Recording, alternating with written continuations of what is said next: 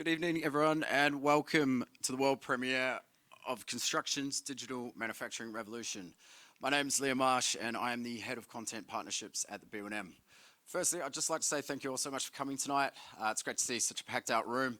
And for those of you who are tuned in at home, thanks for joining us. Please don't forget to join the chat online and use the hashtag connected. Firstly, I've got a couple of things I do need to check off, guys. Just like the fire exits are located at the back, and we are live streaming, so please be mindful of the cameras, and if you could switch your phones to silent, that'd be great. Okay, cool. Now, we have a very exciting agenda lined up for you guys tonight. Shortly, we're going to be screening the documentary. Now, this is going to be followed by a panel discussion on stage and a Q&A with the audience. After that, we're going to make our way back out to the bar for more networking and drinks. But before that, I'm going to be inviting our first speaker up into the stage. Now, most of you probably know him from his earlier BIM videos on YouTube, or believe it or not, recently I heard someone refer to him as the Justin Bieber of construction. Now, of course, I'm talking about, that's a true story as well, by the way. Of course, I'm talking about the founder of the B1M, Fred Mills. Fred's going to come out here, chat to you a little bit about the B1M, why we do it, and how we do it, and a little bit more about what's happening tonight. So please join me in a big round of applause and welcome Fred to the stage.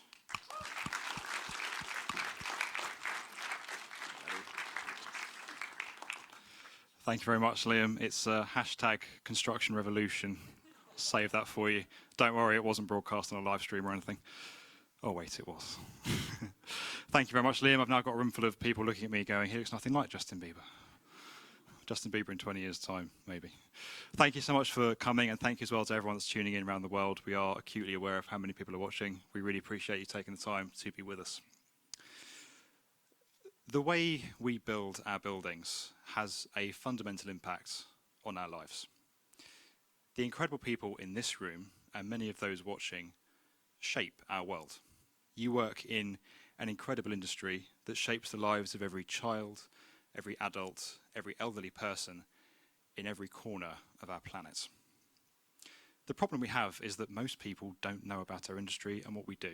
Most people walking by on the street outside tonight don't know about construction, or they have a misconception about what our industry is. They don't see it as we see it.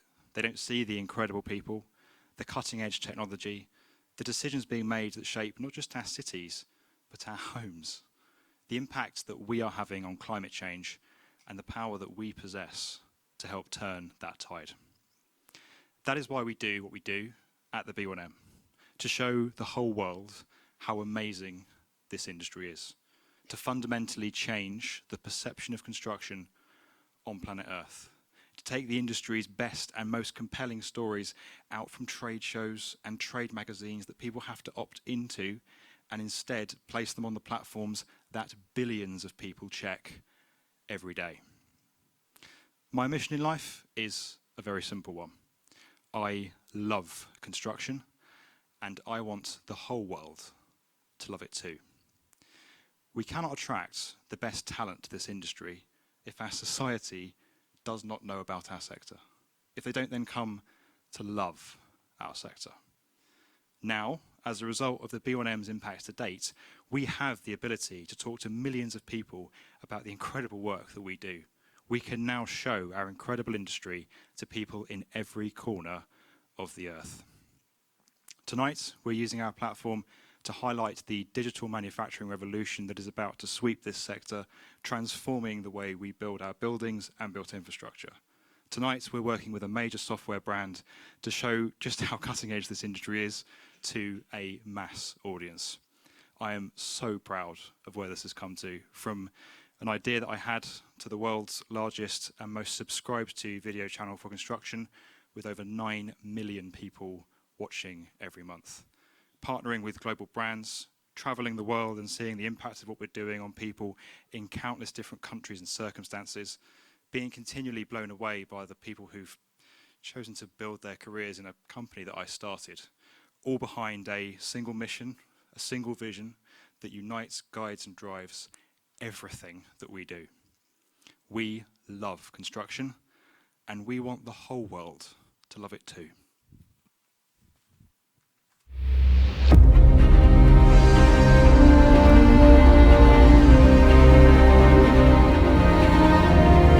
Look at these constructions. Touching and moulding our lives. Touching and moulding our lives. To work here is to shape. To influence is to shape. To impact. To influence. To impact. To work here is to make a difference. To work here is to make a difference. To work here is to embrace the cutting edge. To work here every day. To embrace the cutting edge every day. To work here is to innovate. To imagine is to innovate. To dream. To imagine. To solve. To dream. To make it happen. To solve. To make it happen.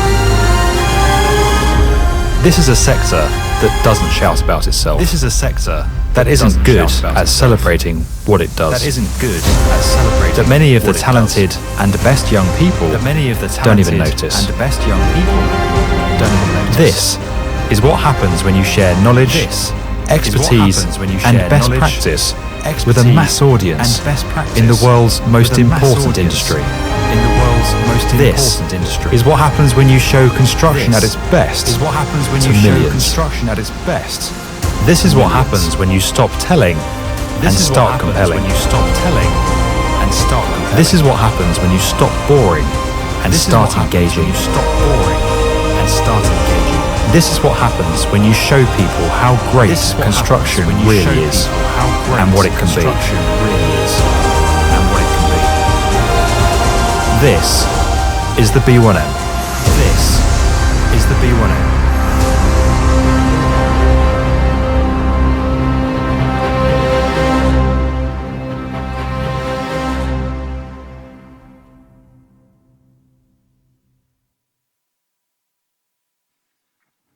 So, ladies and gentlemen, without further ado, it is time to introduce that leading software brand that I mentioned. Please welcome Ville Kurssinen, who is Chief Executive of Celebri.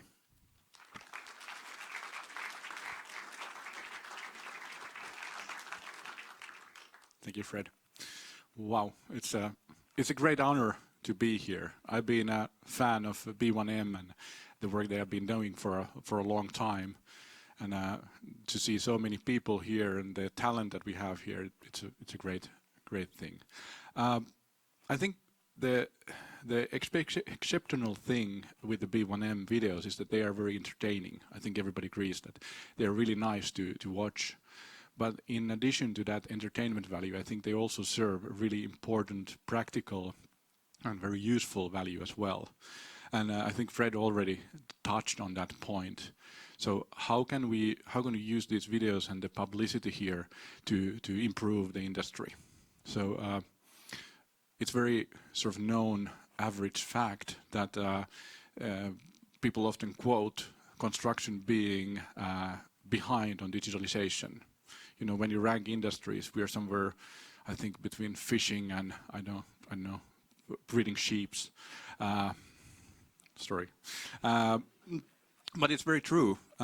So we see a lot of construction happening without any digital tools being used. Sketching on a paper and building basically on the same way that we have done for the last 300 years.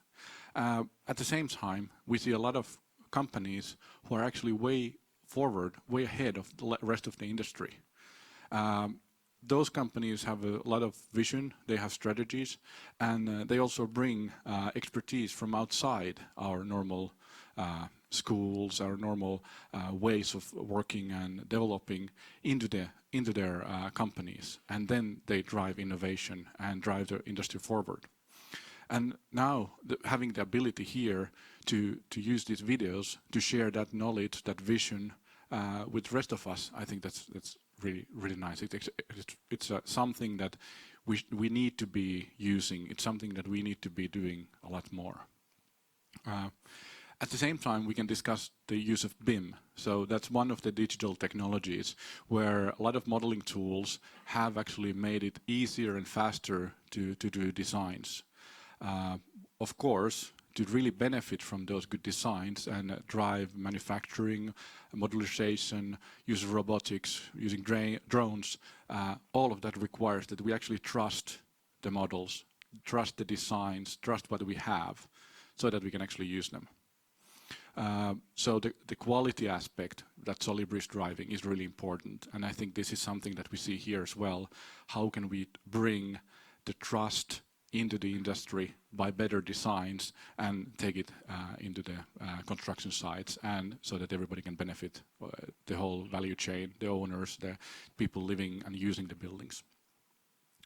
Also, I think it's very important that we show these videos in an entertaining way to attract people from outside the industry, people in the schools, that they actually consider construction to be a place where they want to work and where they bring their innovation and their ability to think in a new way.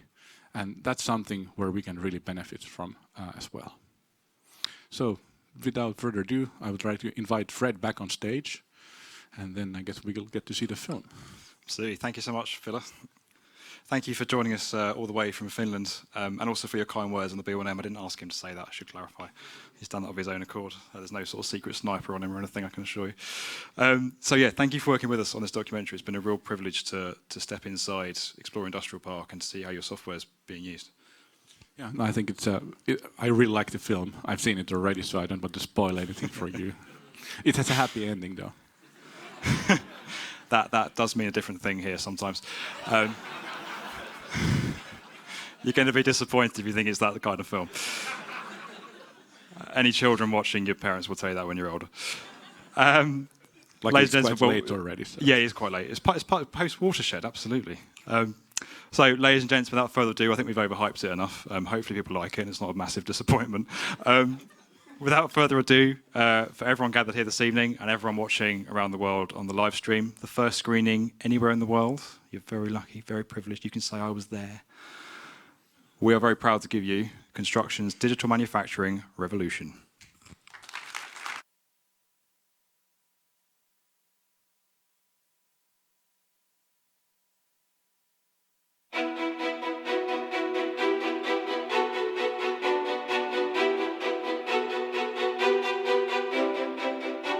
The world we build impacts almost every human being on this planet.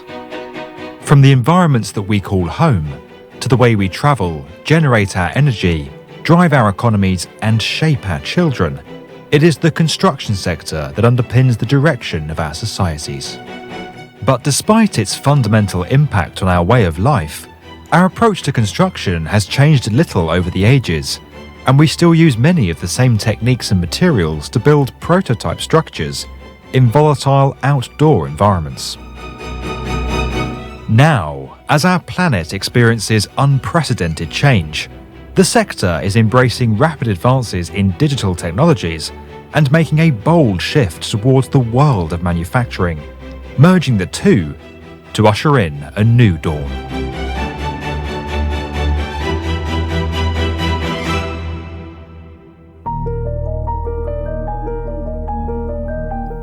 For centuries, the way we construct our world has remained largely unchanged.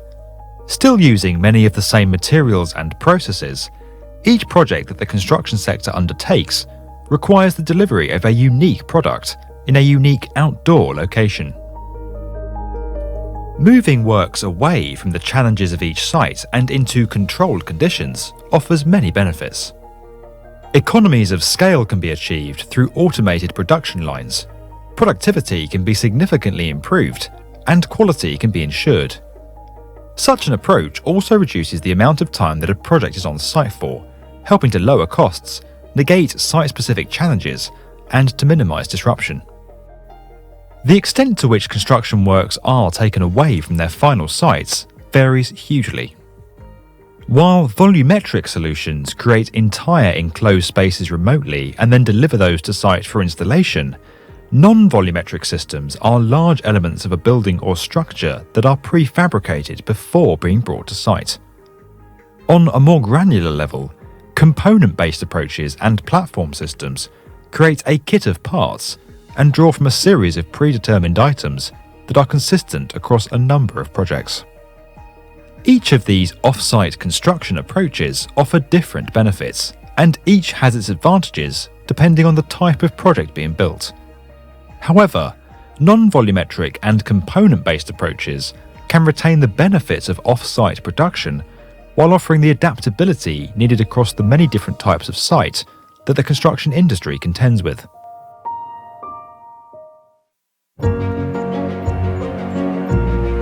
But despite the seemingly compelling benefits, over several decades the concept of off-site construction has struggled to find traction. Now, with many countries facing rising populations, housing crises, and a lack of skilled people coming into their construction workforces, and with technology coming to the fore, there is renewed excitement in the concept. It is technology in particular that is helping to make the step change and overcome the long-established barriers. The rise of automation is hugely increasing productivity on production lines, while digital design information is helping to streamline processes and increase accuracy. It is in this way that the concept of off-site construction is rapidly evolving into off-site manufacturing, a shift that sees the construction process move much closer to the approaches of the manufacturing sector and the techniques it has honed.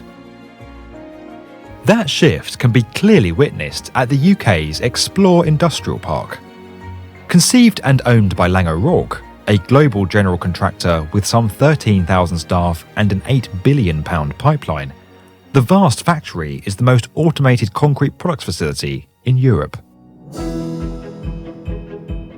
Since opening in 2009, Explore has manufactured concrete elements for some of the UK's most impressive projects, including London's 48-storey Leadenhall skyscraper and Terminal 2 at Heathrow Airport.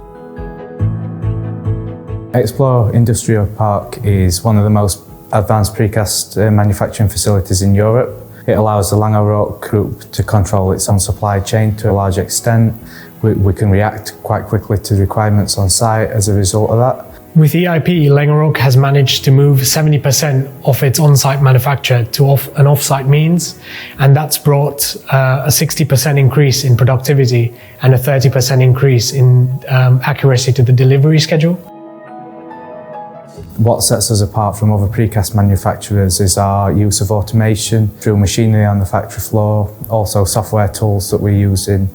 We do a lot of engineering of our processes to ensure we're as efficient as possible. Automation is very much a part of that paradigm shift, and having the right automation can eliminate most of the issues a typical design process would encounter. So your human error, your uncertainty, your factor of risk, everything else is just eliminated when you have a reliable, precise system doing it for you. Throughout the last 10 years, Explore Industrial Park has continually evolved and innovated, embracing automation and digital technologies as they have matured. Repetition, honed processes, quality control, and a consistent flow of work are all key to the facility's success. In this context, it is critical that the design information shared with the production teams that is used to cast and form concrete components is accurate. For major projects like Manchester Airport's transformation programme and Liverpool's new specialist cancer hospital, both of which are currently moving through the factory, the importance of accurate digital data could not be more acute. Errors in production can slow the overall progress of projects, affect other activities out on the construction site, and mess up the factory's work schedule, costing time and money. Because we're at the point where things are cast in concrete, as they would say, it's quite important that we assess every single facet of the design. From a project landing at Explore, we would meet with the site team, the clients, architects and structural engineering consultancies, as well as interfacing disciplines. We'd go through the product set, look for similarities between different component types, and we'd try to rationalise them. This allows us to achieve a level of standardisation across a project. We take the concept that the architects and the engineers want to enforce and bring that to reality. So we have to think about how manufacturable it is, how handleable it is, and how viable it is for the build. A typical manufacturer would generally produce one product type in one precast factory. This precast factory, we produce multiple, so we can supply all the precast on the project. That allows a certain level of coordination between the different product sets.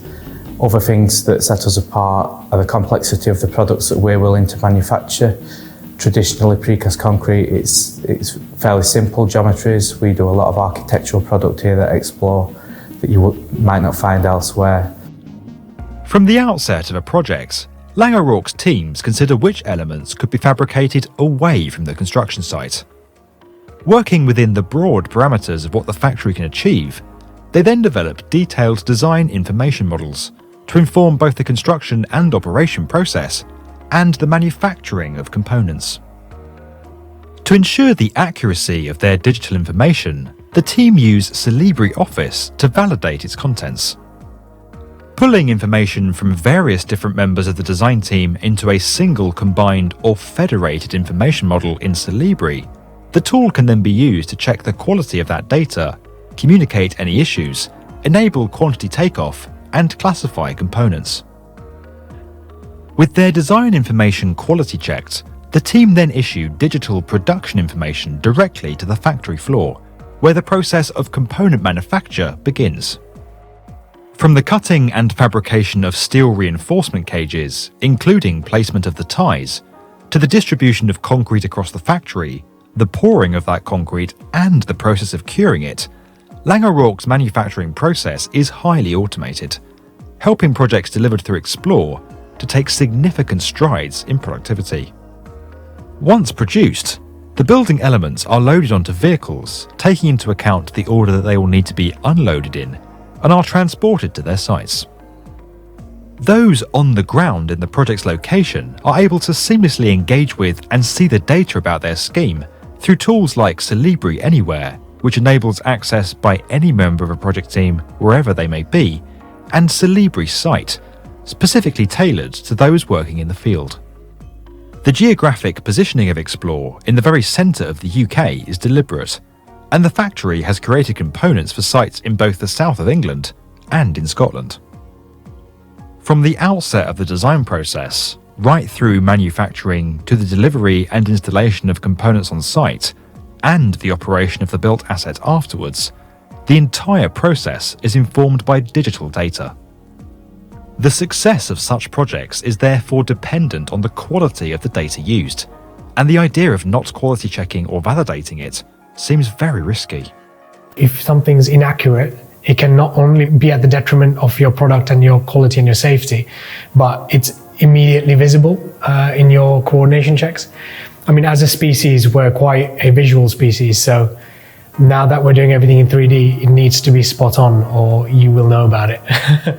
One of the things that we use Celebri for primarily is checking the quality of the incoming information.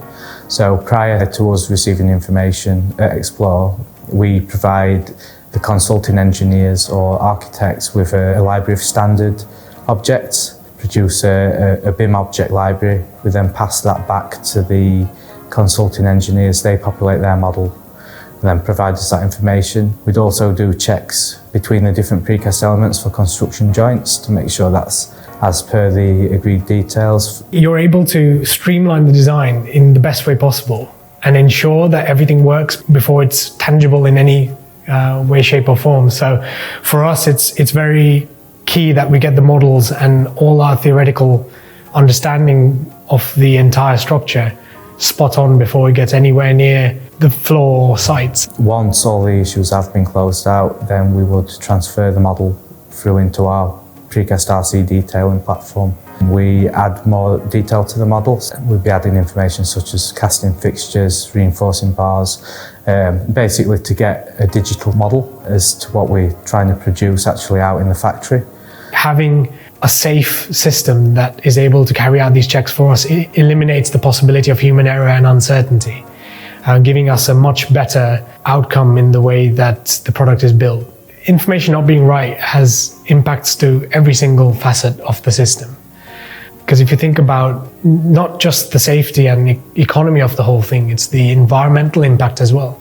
So to move 6 tons of concrete all the way down to a project, let's say in London or up in Edinburgh, and to have it wrong on site wastes a lot of time and money. So it's always key that we get it right the first time. Explore Industrial Park effectively sees 2 of construction's most disruptive new innovations come together under one roof. Off-site manufacturing, enabled and further advanced by digital technology. Run on digital data, Lang O'Rourke's use of Celebri during design, manufacture and final assembly is key to ensuring the process runs smoothly, underpinning the success of countless projects. Indeed, as our world becomes ever more dependent on data, ensuring the accuracy of that data so that it can serve us in the best ways possible is critical. It's about having controlled conditions, controlled quality, precision, all of the good things you get from a factory setting that you may not ideally have the ability to implement on site. There's quite a lot of complexity in the systems that we have based at EIP. As a factory, we look at ourselves as any other factory, the same way an automotive factory would look at the way they manufacture things. While we are indeed in a very archaic industry that hasn't changed much since the Egyptians, we are trying to be the best we can be by looking at industries that are fundamentally ahead of the game in the way they produce things. So we're not trying to just be the best construction concrete facility we can be, we're actually trying to be the best manufacturing company we can be. The approaches employed at Explore Industrial Park that can offer improvements in productivity of 60% could be the answer to making a step change in overall performance across the wider industry. With others now following suit, and with the trend gaining in momentum across the sector worldwide, combining the power of digital technologies with the approaches that have made manufacturing so successful is seemingly ushering in a digital manufacturing revolution in construction that could transform the built world, shaping all of our lives.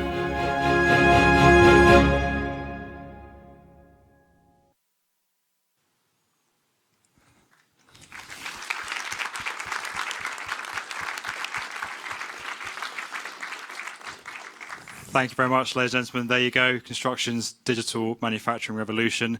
A really exciting story and a really exciting time for this industry.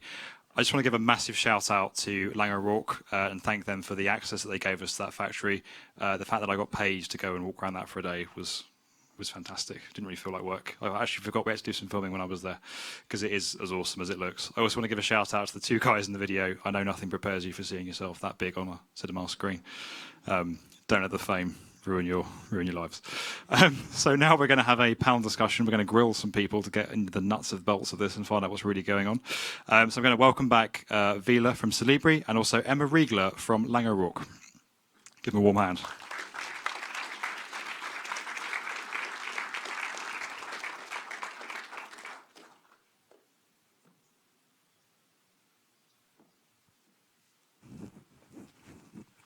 Thanks. Grab a seat. Thanks for being with us tonight, Emma, and thanks for coming back to the stage, Vila. I'm not going to attempt your surname again because I got away with it once earlier on. You wouldn't believe the amount of practicing that went into that. So that's the documentary. I know you guys have seen it before, but I wondered if I could just get your kind of gut reaction having seen it through in the theatre. What do you make of it? Yeah, so I think it's exciting. I only joined construction 5 years ago. Before that, I was in aerospace, automotive, banking, lots of different industries. And for me, the excitement is that this industry can learn from industries that have already achieved such technologies, but really push the envelope to the next level as well. So for me, after watching that, I feel optimistic, I feel excited, I feel invigorated, I feel ready to take on the world on behalf of the construction industry. Fantastic. That's the right answer. Well done. We'll pay you later. Vila. I think for me, it's like you said, pushing the envelope is the key. So I've been on this job for slightly over a year. And for me, it's just amazing to see how customers are actually using our product and how they actually combine that to actual processes and what then comes out. Because quite often we see that, okay, digital construction is about class checking and, finding problems, but then actually using the data and mining the data and then pushing that into the factory floor and to the site. That's very exciting. Absolutely. We are going to take some questions from the audience, guys, as well. So we have some microphone runners. We'll come back to you in just a moment. You can also share your thoughts with the hashtag Construction Revolution or whatever Liam said. So do say those thoughts as well. I just want to come to one point because when you look at that and you see what's going on, it feels like for people outside our industry, it feels like a complete no-brainer in a way. It seems like there's a lot of benefits. They're quite compelling. Why wouldn't we do this? What do you think has really held the industry back to this point? Why Why isn't this the way we build all buildings? I think it's a tough environment. So, you know, it's £150 million invested in Explore Industrial Park over 10 years ago. If you're in the construction industry and you rock up a bank and say, you know, I want 150 million, they say, show me your order book. And you say, well, the industry works in just giving out contracts, you know, contract by contract. And post-Carillion and other environments, I think it is perceived as quite risky. I think also because of the volatility of the industry, there are different operating models out there. And it isn't necessarily a collaborative, joined-up supply chain which offers long-term contracts, collaboration, digital platforms for which we can get the return on investment because we absolutely know we've got an order book that pays that back. So I think the industry in its own right and the circumstances we find ourselves in being, okay, we're regulated with building regulations, but we're not as heavily regulated as aerospace and automotive, where you get these long-term collaborations and you can show and invest the return on investment. Very true. And maybe another thing is that the official construction document still is paper.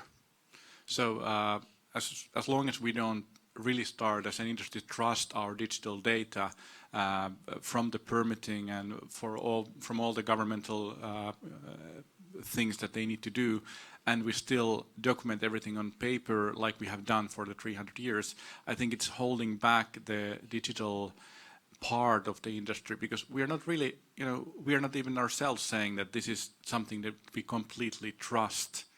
We are still always falling back on the old things when the really important things start to happen. Absolutely. Do you have any questions from the audience to kick us off? No. Oh yes, lady in the middle there. We will try and get a microphone along to you. Thanks.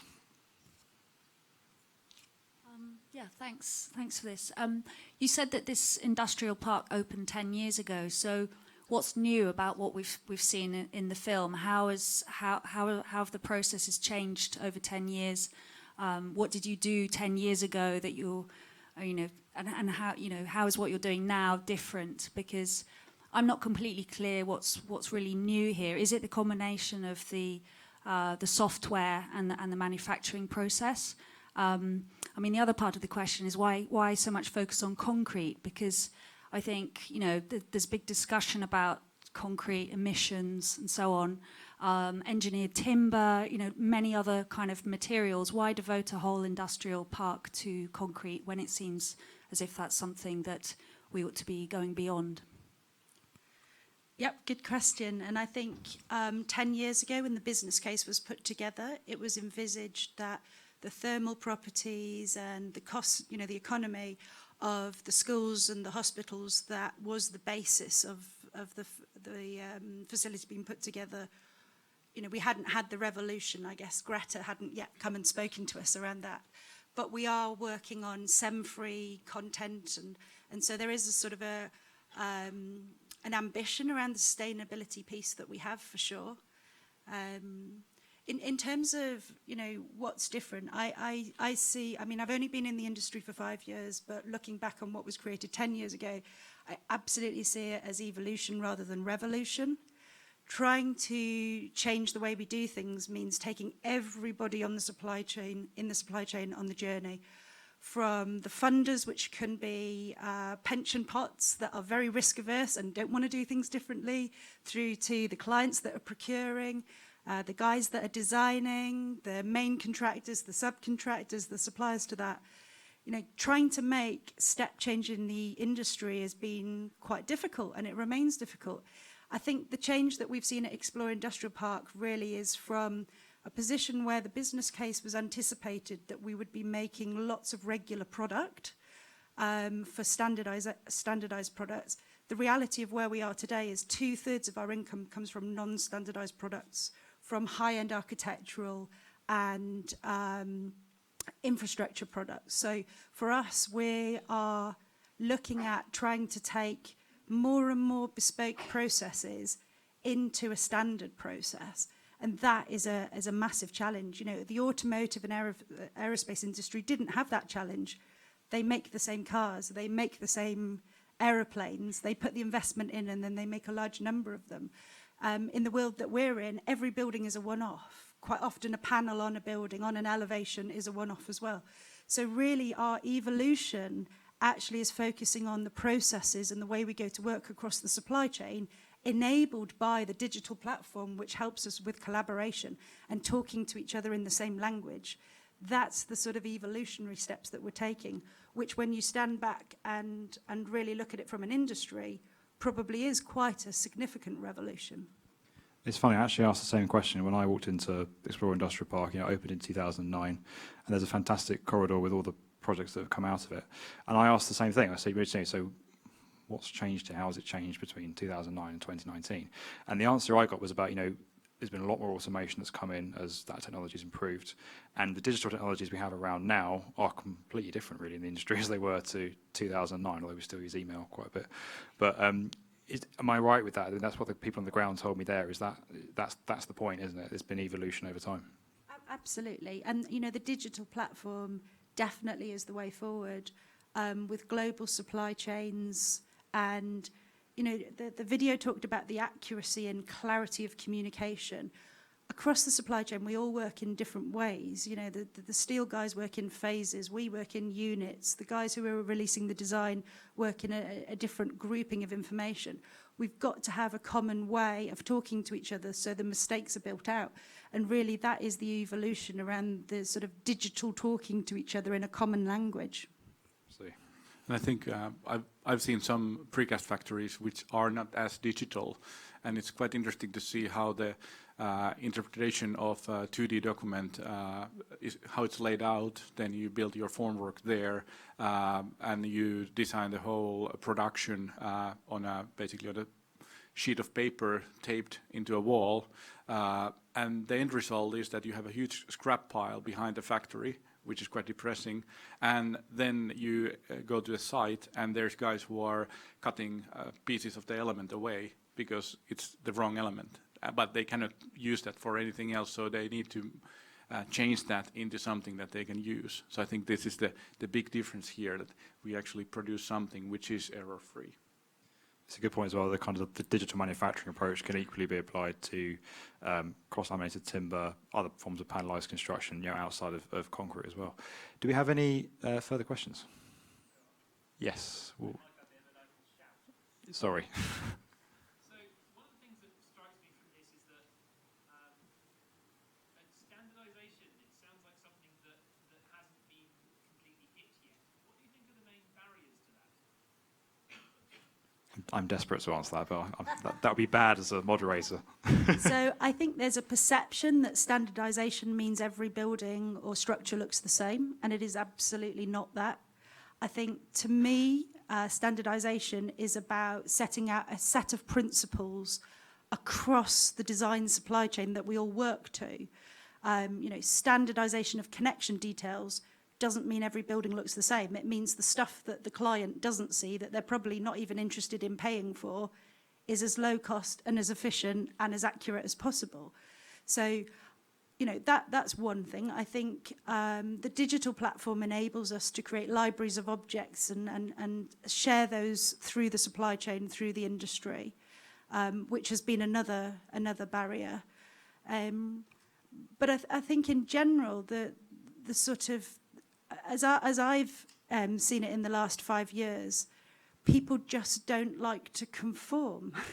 And they see that as taking away the intellect and the creativity. And people don't like to be thanked for creating a legacy, which is, it was built on time, it was built on budget, there were no dramas, it looks amazing in the bits that matter, but actually it's just standard in the bits that don't. And it's really, really high quality stuff. I think there's still a stigma around just doing, the Ronsil, doing what's on the tin, rather than the sort of hero approach to making every single element of it look amazing. And I think on the BIM side and the design side and the information exchange side, there's also a thing that we are pushing, a thing called Open BIM, to be able to use any software you want, any system you want, and then seamlessly share the information from one platform to another without redesigning or redoing most of that work. I think that, to me, that has changed quite a bit during the last 10 years.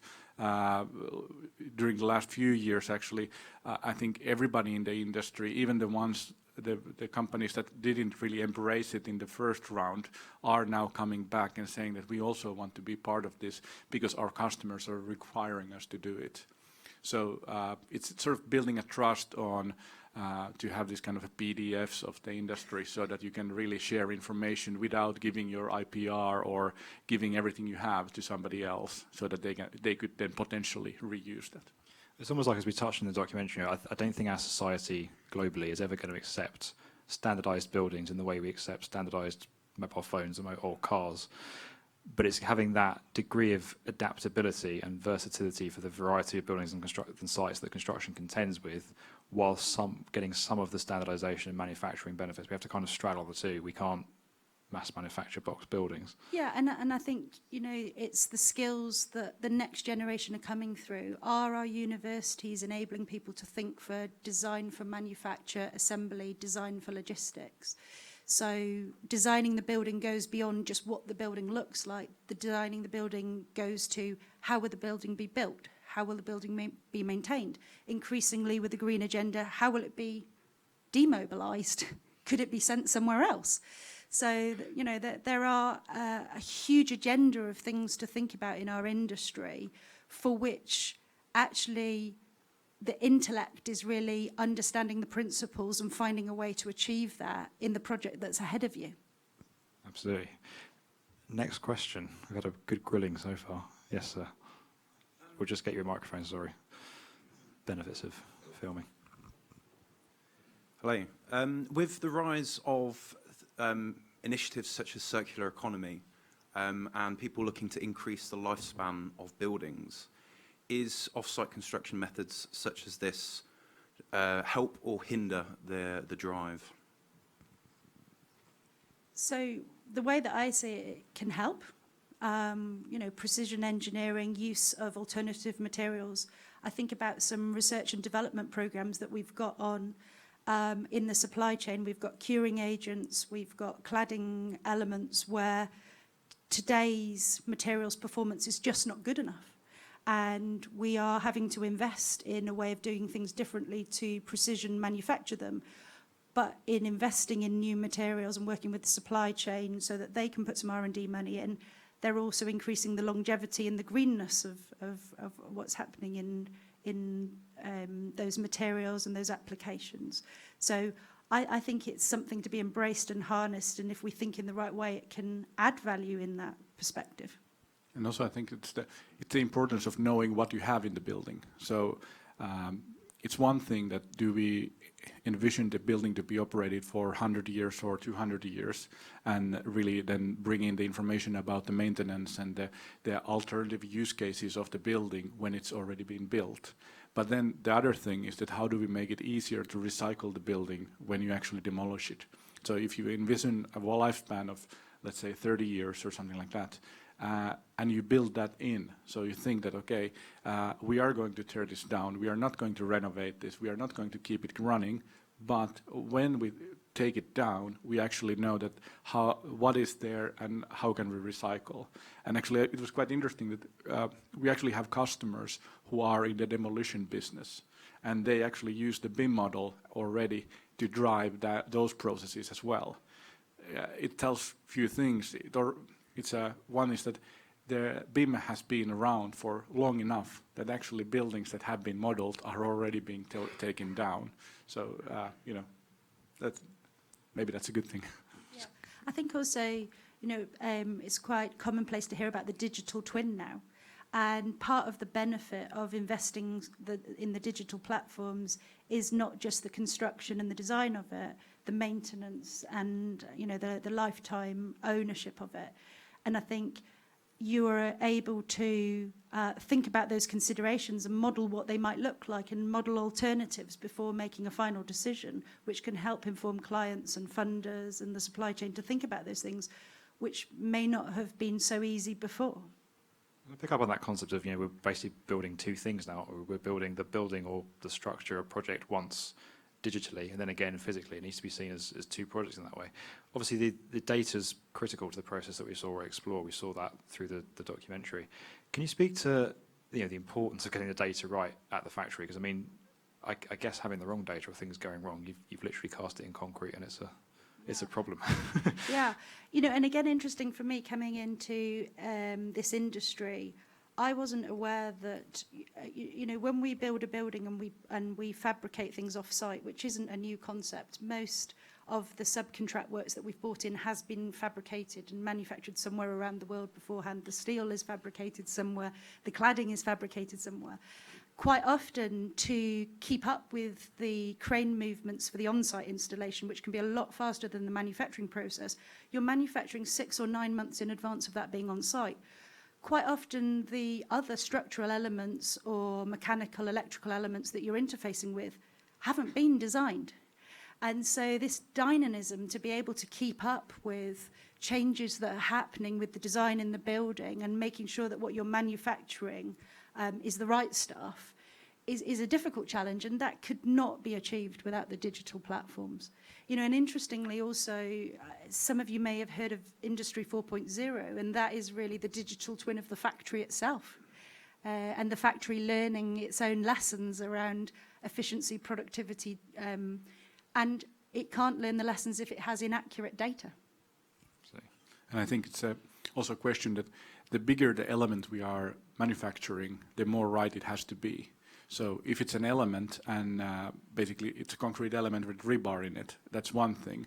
But once we start to embed the technical components like electricity or HVAC into those components, or start building bigger modules, then more and more of that information has to be correct. And more that is a challenge where everything has to be correct, because you cannot really fix those on site without creating a huge schedule or cost problem at that point. I guess we can't live in an age now where project teams are generating so much data, have the ability to generate so much data, but it's what data they need, and point of Solibri is that data actually right? Yes, and very true. And also the thing that at the same time we are sort of moving away from the standardized building. So if we would be building those Lego block houses all the time, then we could get that right by trial and error. So we learn from the mistakes from the previous project, and now we got it right this time. We have another problem. But with this, when they are really one-offs, and the architectural side is really exciting, then it's just something that the process has to be taken care of. And the legal side of this, the requirements that the governments have for accessibility or something like this, that's a really big challenge. You can imagine driving a wheelchair in the building, and what are the requirements that you can pass into an elevator or to a restroom, and you might build a good building, but you might not satisfy those requirements if you don't really check against them. And the world is becoming smart, so not only are you looking at components against components in a building, you're looking at the interaction with the stillages, the shipping elements on road, on rail, on the roads themselves, how it has to interface with being stored after it's being manufactured. And those things are dynamic. Road closures and changes and things like that are dynamic. So the more we can find a way of getting accurate data by interfacing into sources of truth, data truth, the more we foresee the problems that we could end up with and eliminate them, which helps obviously with certainty for the client and others around cost and disruption to neighbourhoods and so on. Absolutely. Next question from the audience. Yes, gentleman at the back, we're just going to get you a microphone. Oh, seamless and slick. Thank you. I declare an interest. I was 9 years with Laing O'Rourke, and I'm trying to think when I came off One Hyde Park and went into the main office to get involved in Explore and its early development, and I absolutely applaud what Ray O'Rourke produced with that factory. I know there's been a lot of conversation here, but you think that 2008-ish, the factory wasn't functioning then, they were still fitting it out, but it was built.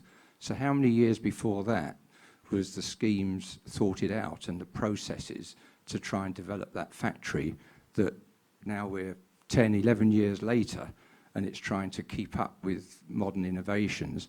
But one of the things that I thought on the Solibri side of life, when it comes to the design and the software, the process was based on how do we get the consultants to use BIM, and BIM has advanced in these 8 years, 10 years hugely. I mean, it was very skeptical about its benefits 10 years ago, but now I think it is absolutely the process that everybody should go down. But how do you get the consultants to send you their models so that you can plug them straight into all the computer and software and never check and go, because the link was to go to the robotics so that you could quickly start to process accurately. And the sort of thing that I think about it that illustrates it, you can model a column going through 15 floors. That's no good when you're going to do an automatic process. You need to try and educate the consultants to design the models in the right way so you can use it properly. And that's something that we've got to go through. Then you think about consultants, you've got to start thinking about your input far earlier than you normally do, when you don't have to worry till it's about to be manufactured and built on site. You've got to worry 6 months earlier, 9 months earlier. You've got to think about the detail and the interfaces. And it's still a passion of mine to get people to think that way so that you can then manufacture sufficiently in advance. And the third point is client education. Clients are one of the barriers to trying to get these processes going forward. They still think in traditional timescales, traditional letting. I'm involved in HS2 at the moment, and they're thinking about sort of traditional contract timescales, which isn't going to work. You've got to bring people in early, you've got to bring trades in early, because all the interfaces have got to be dealt with at an early stage. Then you can produce the goods that can, you've got, whatever, 500 lifts to produce. Sure. Get in early, and you can get through that early process of pre-manufacture. So traditional challenges, but in a forward-thinking operation. I was interested in with Solibri too. You said you've been involved for a year. Did you? With Solibri, yes, but in the industry a bit longer. Because I wondered, I mean, I'm going back 8 years, 6 years, when the whole process of this computer software and the interlink, and I've wondered how that had changed and improved since I was involved. Fila. I think I'll first address the second point, while I still remember it. I think one of the key things is that, and this is something that we actually have been working quite a lot with the industry as well, is that there's one thing to work with the government mandates and the requirements to build correctly and the building code and check against those requirements. The other thing is that we sort of encourage our customers to do is to have their own BIM guideline for their consultants, that this is the way we expect you to model and do your design if you want to work with us. And one part of that one is to push the checking and the quality aspect of the design back to the designer instead of that being checked by the contractor or the manufacturer. But that's everything to do with how we do the process and how we do the guideline rather than what the software actually is able to do. Then if we think slightly on the history of Solibri and where we come from, so of course one thing that has really changed is the quality of the models and the complexity of models, the size of the models, the actual use. So what was good BIM maybe 5 years ago is no longer even acceptable in some locations.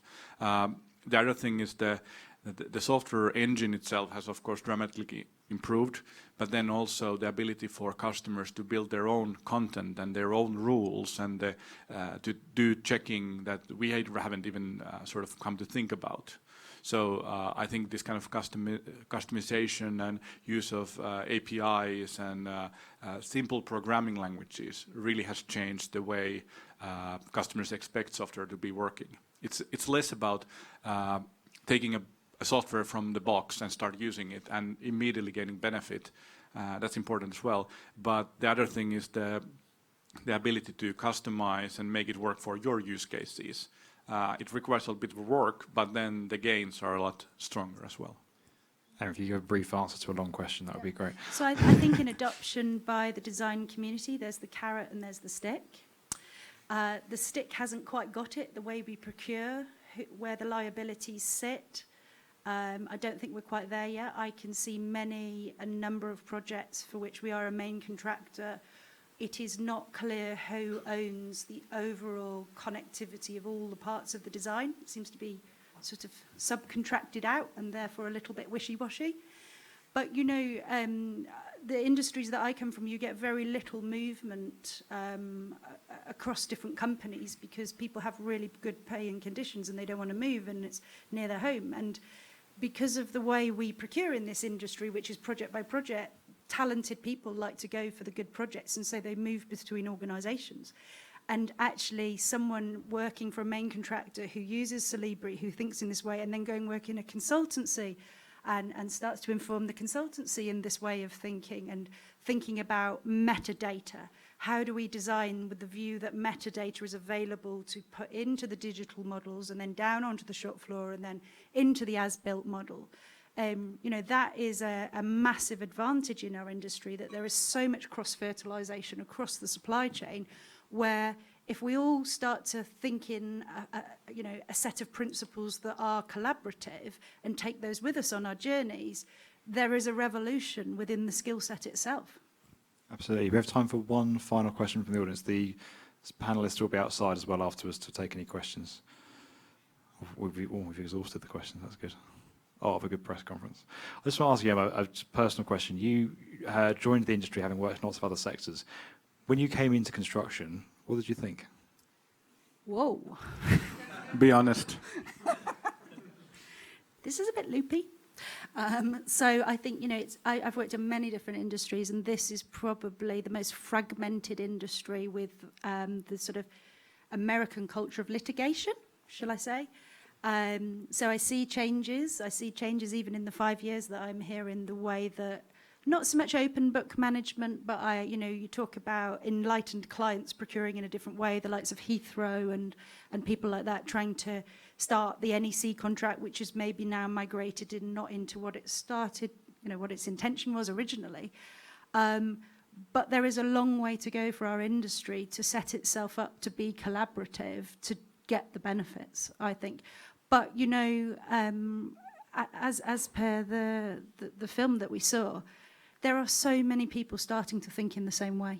You know, you talk to individuals in lots of different organisations, and even if they've only been in this industry, so they can't see it for the wackiness that I see it, they still get that the change needs to happen, and they're still thinking about a different way of working locally, and teams coming together and trying to really, you know, be proud of taking something from the start to the end in a different way. Can that change really come from within, though? You know, we've had the same people in this industry. I know new people are joining, but we've been doing this for decades, centuries. Do we need external intervention? I mean, I do think some of the, you know, government is a big buyer, and they need to procure in a sensible, sustainable way that will influence change, because quite often what you see is the good practice that comes into government book contracts is then sort of comes out into the private side of things. So I do think there's still a long way to go there.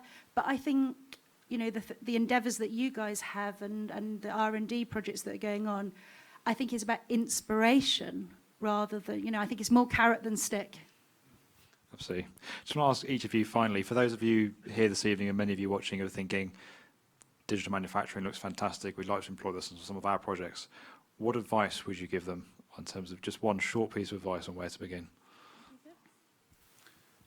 I would say somebody shouted from the first row, buy Solibri. So.